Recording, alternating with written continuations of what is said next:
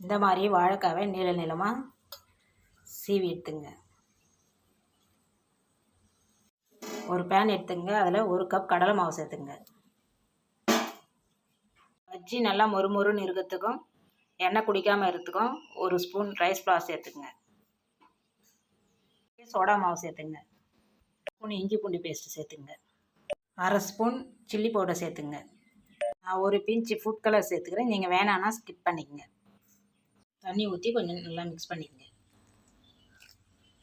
ரொம்பவும் கட்டியாகவும் இருக்கக்கூடாது, ரொம்ப தண்ணியாகவும் இருக்கக்கூடாது, மீடியமாக இருக்கணும்.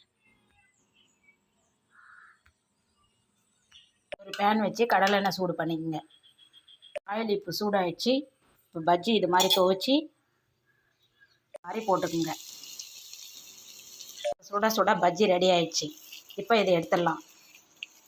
சும்மா முறுமுறுன்னு டீ கடை பஜ்ஜி ரெடி.